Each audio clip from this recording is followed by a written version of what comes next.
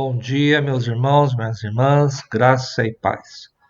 Estamos aqui novamente para mais uma lição da Escola Bíblica Dominical da Primeira Igreja Batista de Ponta Grossa. Nossa revista é Compromisso, o tema do nosso trimestre, a doutrina de Deus. Estudaremos hoje a lição número 7, cujo título é Deus é Salvador. O nosso texto para estudo encontra-se em Romanos capítulo 8 e 9. O nosso texto áureo encontra-se em Efésios capítulo 2, do versículo 8 e 9. O nosso texto áureo, Efésios 2, 8 e 9. Porque pela graça sois salvos mediante a fé, e isso não vem de vós, é dom de Deus, não de obras, para que ninguém se glorie. Os objetivos gerais da nossa lição. Ao término da nossa lição, nós teremos os seguintes objetivos gerais: compreender que Deus é Salvador e compreender os vários aspectos acerca da segurança da salvação. Objetivos específicos: compartilhar com uma pessoa não crente o que Deus tem feito em sua vida por meio da salvação que recebeu em Cristo Jesus. Agradecer a Deus a grande salvação dada por Cristo. A nossa introdução, meus irmãos. O plano de Deus sempre foi o de resgatar a humanidade da perdição eterna. Isso sempre esteve dentro do plano de Deus. Para tanto, o projeto foi enviar Jesus ao mundo para morrer em nosso lugar. Precisamos ter em mente que todo ser humano está no corredor da morte, assim por dizer, né? Sem Jesus não teríamos esperança. Mas a graça que Deus nos concedeu, Ele nos declarou inocentes, ofereceu libertação do pecado e poder para agirmos conforme a sua divina vontade. Deus, como Salvador, enviou seu Filho para a expiação dos nossos pecados.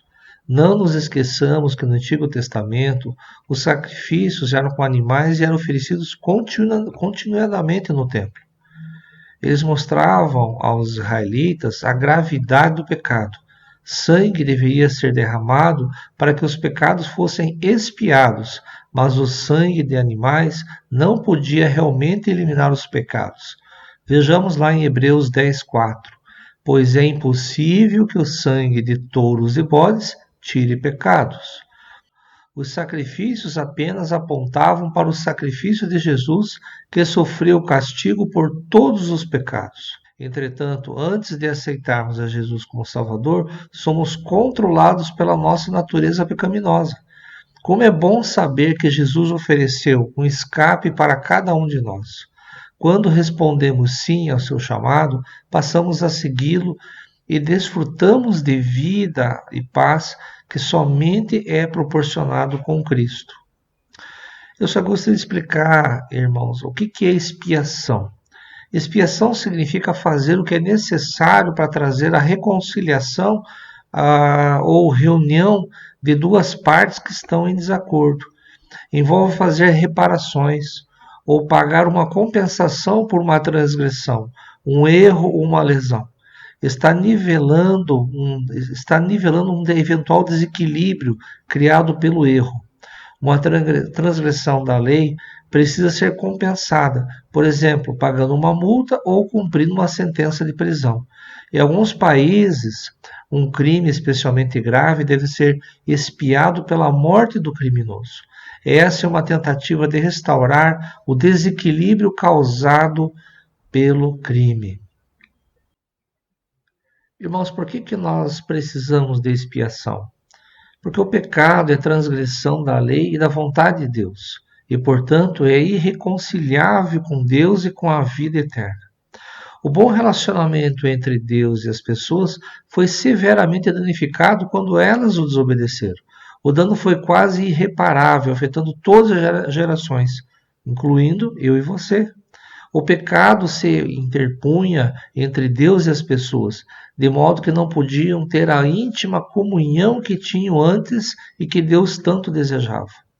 Quando vivíamos em pecado, concordamos com isso e deixamos que ele nos domine. Torna-se parte da nossa vida. Se voluntariamente deixamos o pecado ficar em nossas vidas, estamos condenados a ser destruídos.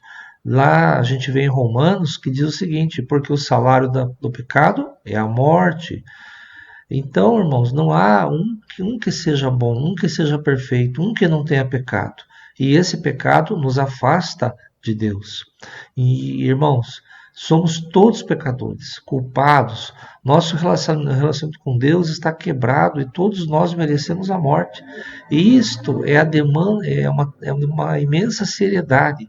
Isso não especifica apenas os grandes pecados óbvios, mas todos os pecados, toda transgressão que aflige, que vai de encontro com a vontade de Deus.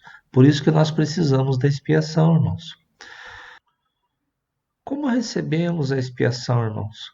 Há apenas uma coisa para apaziguar a fúria de Deus contra o pecado: a morte sobre o pecado. Mas se Deus fosse para matar todos os pecadores da terra, imagine o que ia acontecer: a humanidade seria extinta.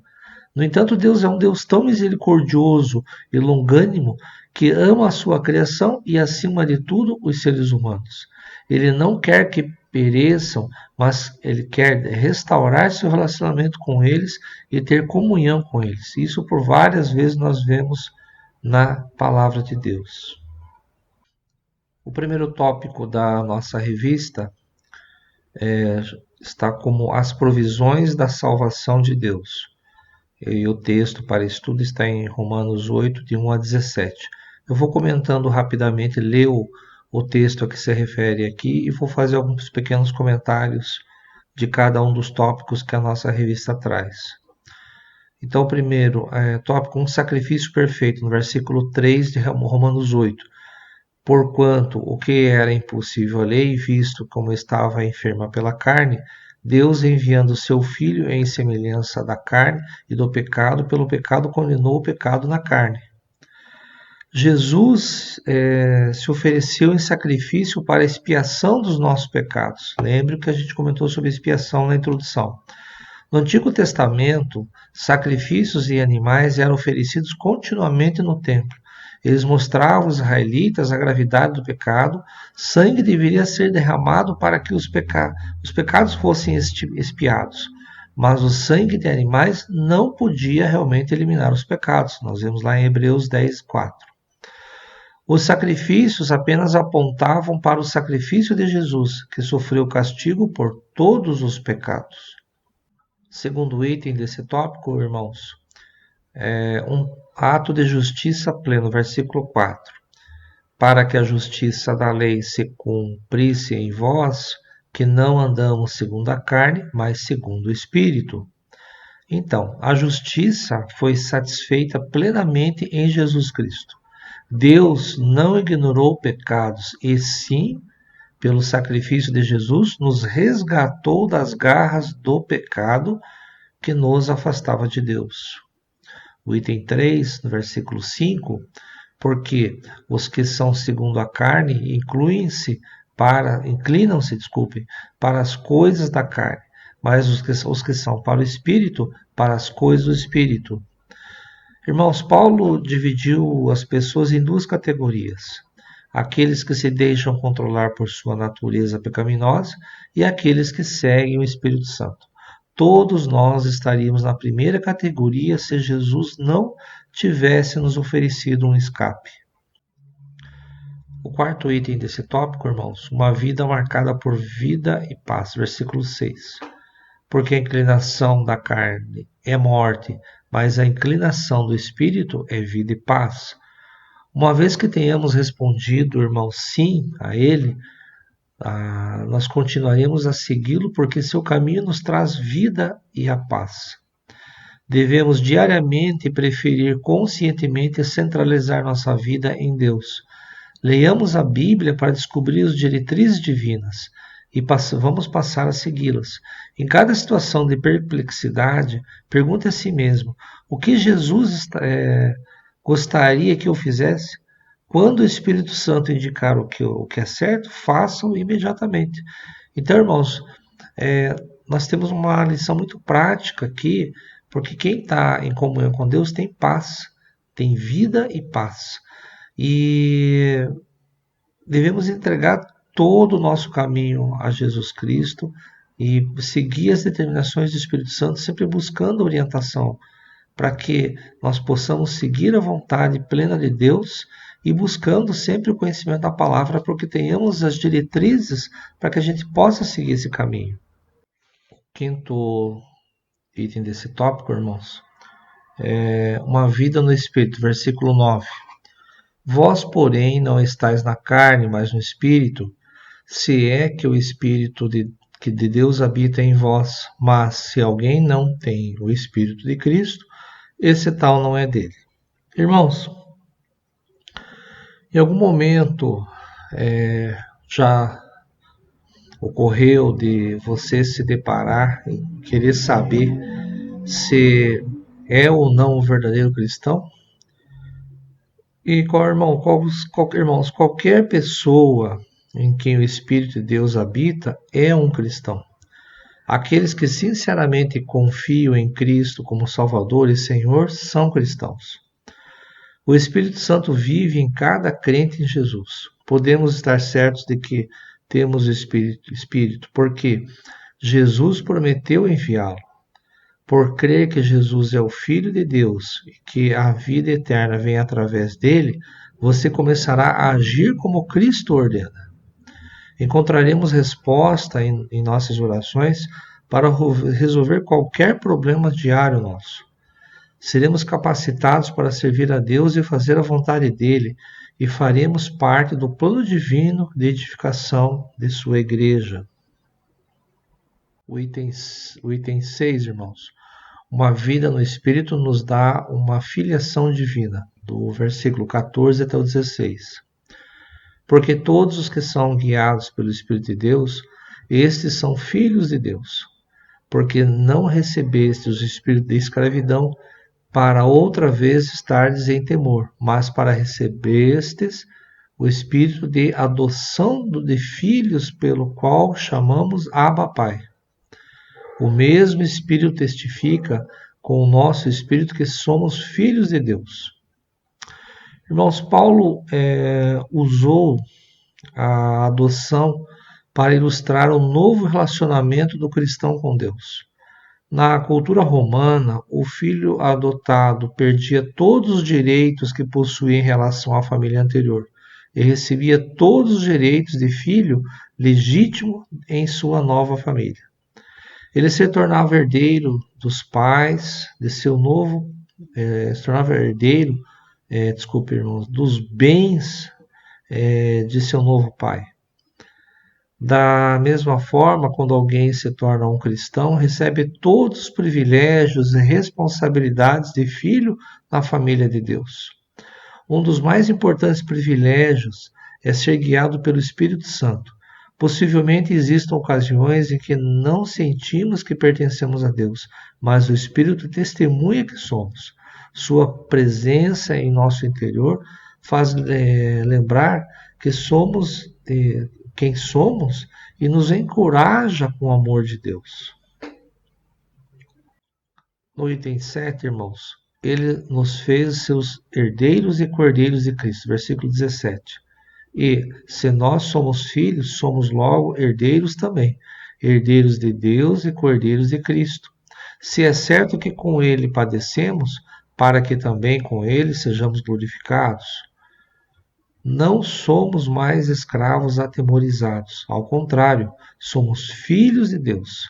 Que privilégio! Como filhos, participamos dos grandes tesouros como co-herdeiros de Cristo. Deus já nos deu suas melhores dádivas, o seu Filho, seu perdão e a vida eterna.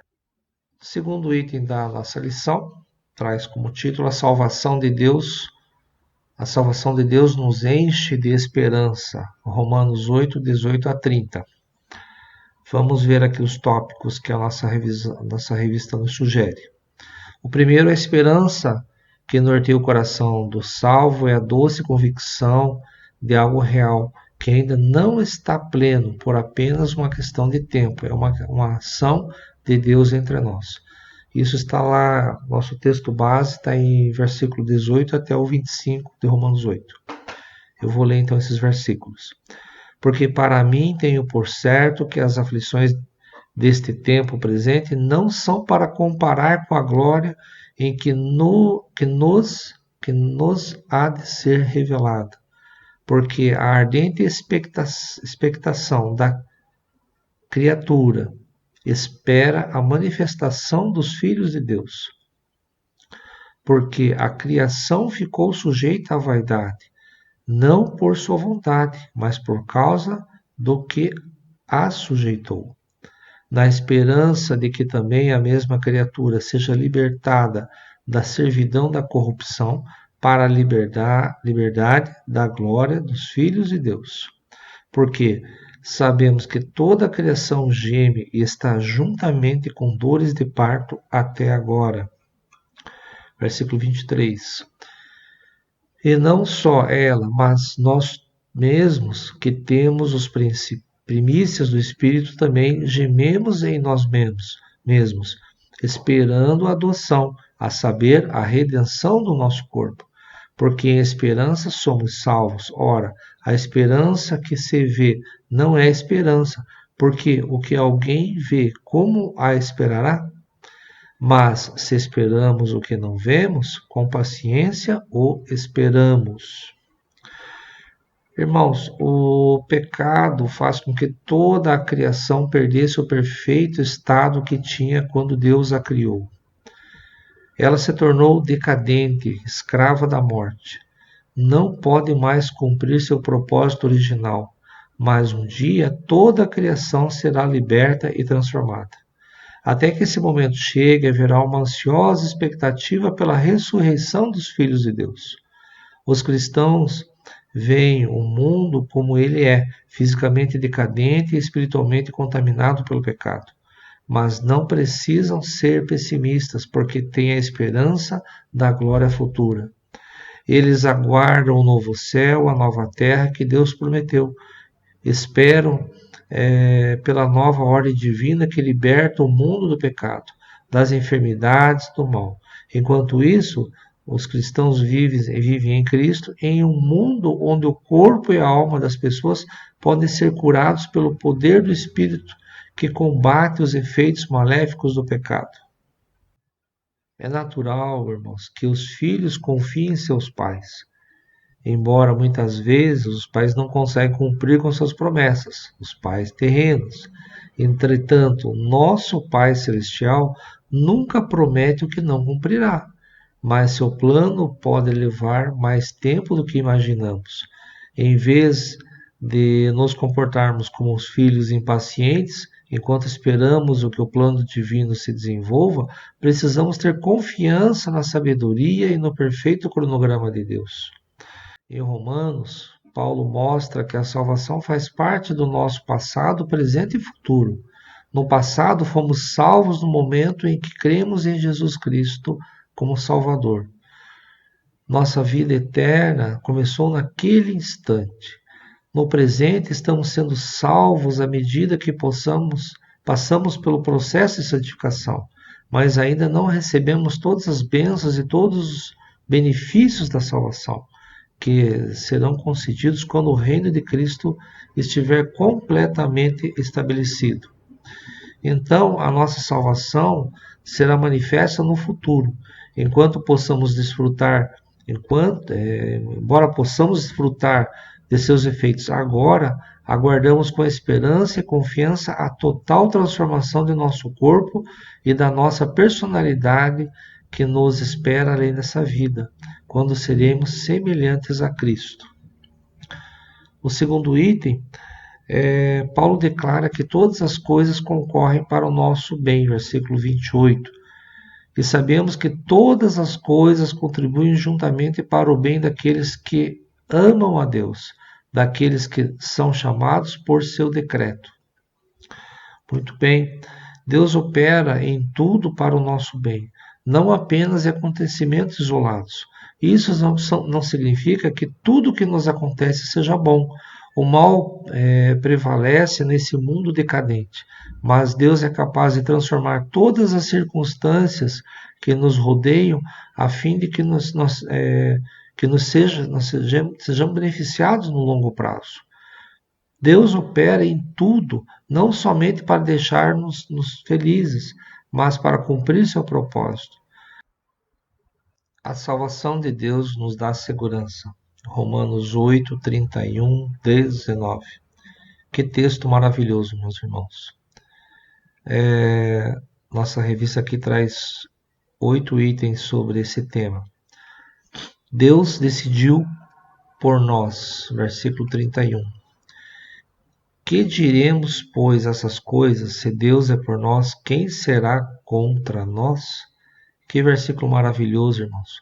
Muito embora queiramos a salvação, mas primeiro Deus nos escolheu. Deus escolheu salvar o homem. Né? Então, e a partir disso,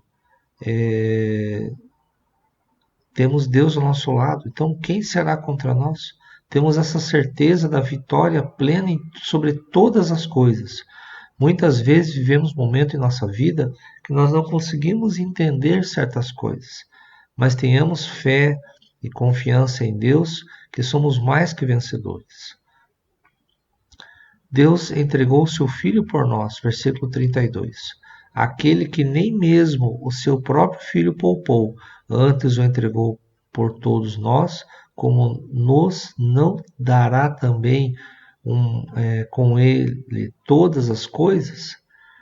Veja só, aqui a expressão do amor de Deus entregando o seu próprio Filho para a expiação dos nossos pecados, ou seja, para o pagamento, o resgate dos pecados por nós cometidos.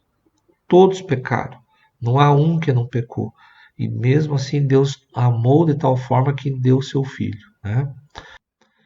Deus nos justifica, versículo 33. Quem intentará acusação contra os escolhidos de Deus? É Deus que os justifica. Irmãos, não há acusação sobre nós, não há forma de sermos acusados, somos justificados, lavados pelo sangue do Cordeiro. Isso está sobre qualquer coisa, sobre qualquer intenção de acusação. Então já somos plenamente justificados pelo imenso amor que Deus manifesta enviando seu Filho para morrer em nosso local, para poder expiar os nossos pecados. Cristo intercede por nós, versículo 34. Quem os condenará? Pois é Cristo quem morreu, ou antes, quem ressuscitou dentre os mortos, o qual está à direita de Deus e também intercede por nós? Cristo intercede por nós. Muitas vezes, mesmo sendo convertidos, estamos sujeitos a erros, sujeitos a tentações. E mesmo assim ainda o amor de Deus é tão infinito, de tal forma que não podemos compreender, e Jesus intercede por nós perante Deus. Nada nos separará do amor de Deus, versículo 35. Quem nos separará do amor de Cristo? A tribulação, a angústia, a perseguição, a fome, a nudez, o perigo, a espada? Aqui cabe alguma coisa histórica, irmãos. Essas palavras foram escritas para uma igreja que logo sofreria uma terrível perseguição. Em apenas alguns anos, as hipotéticas situações que Paulo citou nesse versículo se transformariam em uma dolorosa realidade. Nessa passagem, o profundo amor de Deus por seu povo é reafirmado. Não importa quem somos nem o que venha a acontecer, nunca seremos separados desse amor. O sofrimento não nos afastará de Deus, mas nos ajudará a nos identificarmos com Jesus e permitirá o seu amor, o seu amor nos cure. Deus nos faz mais que vencedores, versículo 37. Mas em todas essas coisas somos mais que vencedores, por aquele que nos amou. Que texto maravilhoso, né, irmãos? Então, somos mais que vencedores em Cristo. Não há nada que possa nos derrotar. Se somos filhos do Pai, estamos em consonância com a sua vontade, seguindo as orientações do Espírito Santo, somos mais que vencedores nesta terra. Nada importa. Porque se somos filhos do Criador, de todo o Criador, que mais que pode nos abalar? Deus nos amou, versículo 37. Esse versículo contém uma promessa muito confortadora para os cristãos que sempre tiveram a enfrentar diversas formas de adversidade. Muitas vezes perseguições, enfermidades, prisões, morte, e muitas vezes temeram que Cristo tivesse nos abandonado. Paulo afirmou que é impossível ser separado de Cristo. A morte dele por nós é a prova de seu invencível amor. Nada pode separar-nos da presença de Deus. Ele nos falou sobre a grandeza do seu amor para que nos sintamos totalmente seguros. Não teremos qualquer temor se cremos nessa garantia tão maravilhosa que nos é oferecida. A salvação é um ato exclusivo de Deus. Romanos 9:1-33. Primeiro tópico, ser judeu não torna ninguém apto para a salvação. Versículos 4 e 5 de Romanos 9.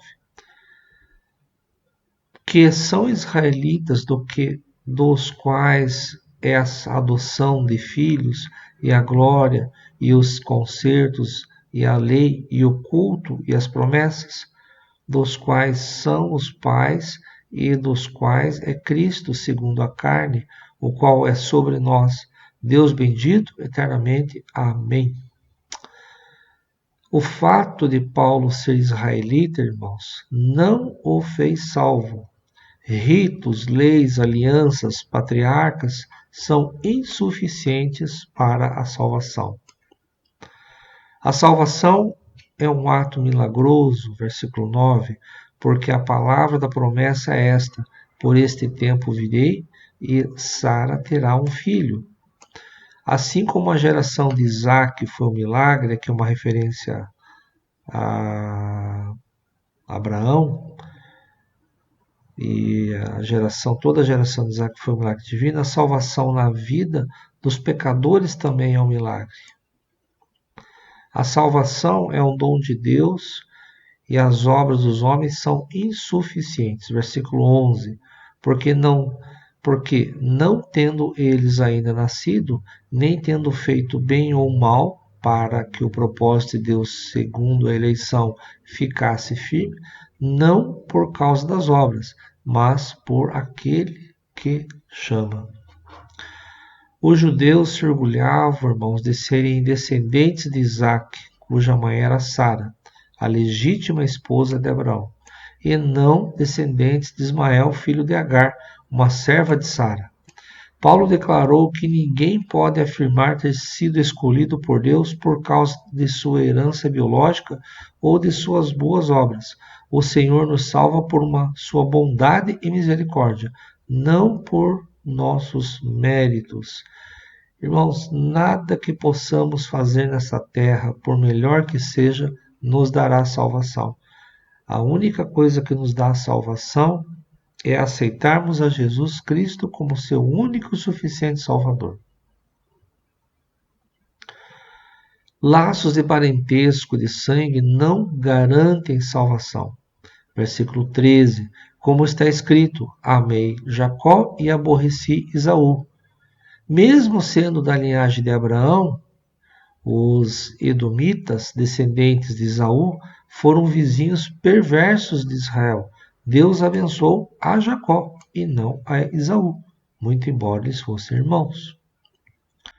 A vontade de Deus faz da salvação um fato. Versículo 19. Dir-me-ás, então, por que se queixa ele ainda? Porquanto quem resiste à sua vontade?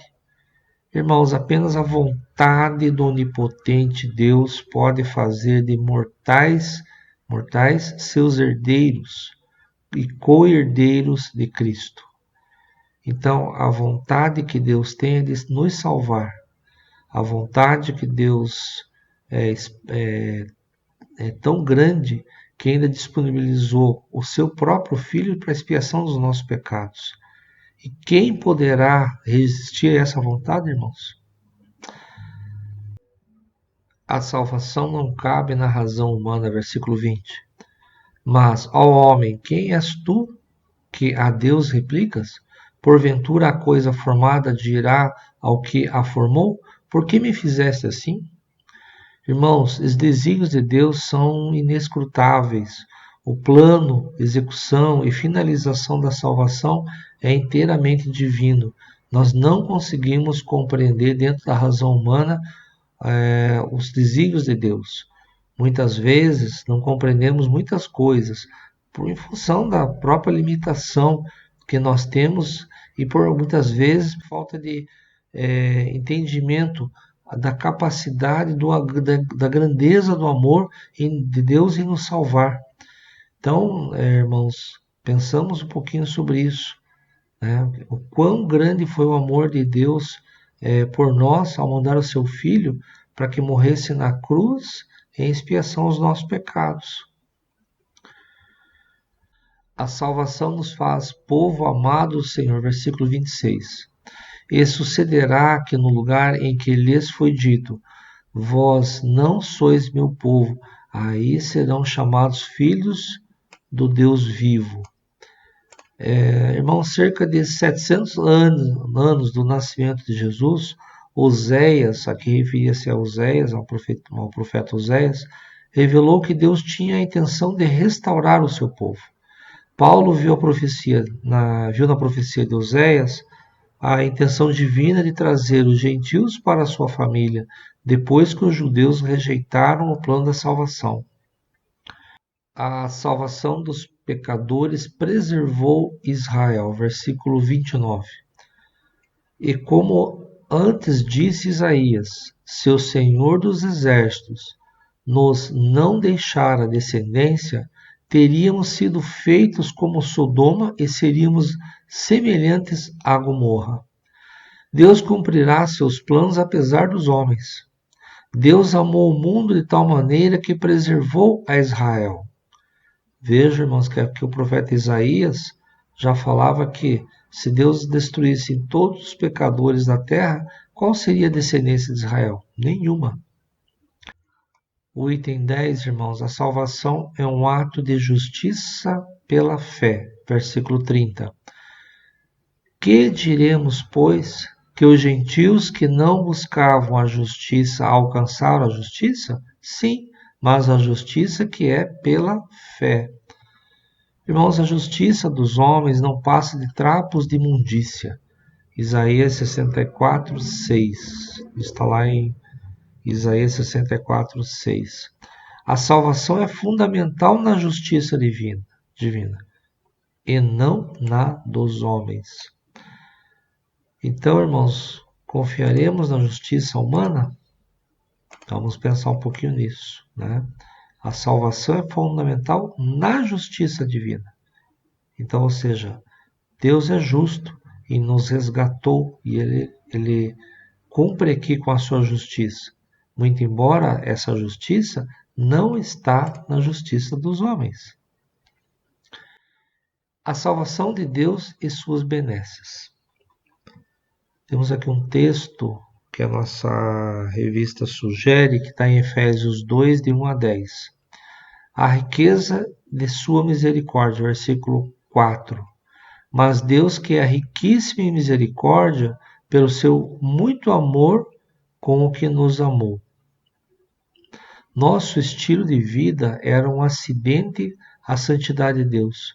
Sua misericórdia é a verdadeira razão de não sermos consumidos. Grande amor, versículo 4. A ação de Deus fazendo o bem dos pecadores é justificada apenas pelo seu grande amor. A morte de Jesus é a prova desse amor. Vida em Cristo, versículo 5. Estando nós ainda mortos em nossas ofensas, nos vivificou juntamente com Cristo. Pela graça sois salvos. A morte de Cristo na cruz eliminou milagrosamente o castigo, fruto do pecado. Deus não nos afasta do mundo como se fôssemos robôs. Ainda sentimos a inclinação para pecar e às vezes realmente pecamos. A diferença é que antes de nos tornarmos cristãos, estávamos mortos no pecado e éramos escravos de sua natureza iníqua, mas agora somos novas criaturas em Cristo. Lugares celestiais, versículo 6. E nos ressuscitou juntamente com ele e nos fez assentar nos lugares celestiais em Cristo Jesus. A salvação pela graça mediante a fé em Cristo nos outorga uma grande dádiva. Não tem a ver com bênçãos no mundo aqui, mas com lugares celestiais.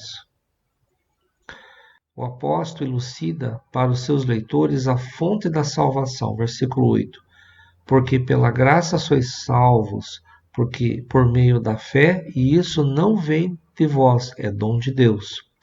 O pronome é demonstrativo. Isso não se refere à fé nem à graça, mas à salvação. E também fica muito claro, irmãos, que isso é dom de Deus. A salvação quem nos deu foi Deus. Nada que possamos fazer aqui nessa terra vai nos dar a salvação. E como já falei, o fruto natural de quem é salvo são as boas obras. Então, não é o fato de você fazer boas obras que vai ser salvo, né? Mas aquele que é salvo faz boas obras. Concluindo, meus irmãos, o plano da salvação não é para aqueles que tentam alcançar o favor de Deus por serem bons. É para os que perceberam que nunca poderão ser suficientemente bons, que dependem de Cristo. Podemos ser salvos somente colocando nossa fé na obra que foi realizada por Jesus Cristo. Se assim fizermos, nunca ficaremos desapontados. A palavra de Deus não falha e Deus não é injusto em suas escolhas. Os descrentes estão colocando a si mesmos sob o juízo de Deus, pondo-se em perigo espiritual. No entanto, Deus é paciente, desejando mostrar misericórdia por todos nós. Irmãos, então por hoje seria só. Temos aqui um estudo do capítulo 8 e 9 de Romanos. Só o capítulo 8, irmãos, já daria umas 3 horas para nós debatermos, mas aqui a gente também não pode se alongar muito. Então, espero de alguma forma ter contribuído e até uma próxima oportunidade. Deus abençoe, meus irmãos.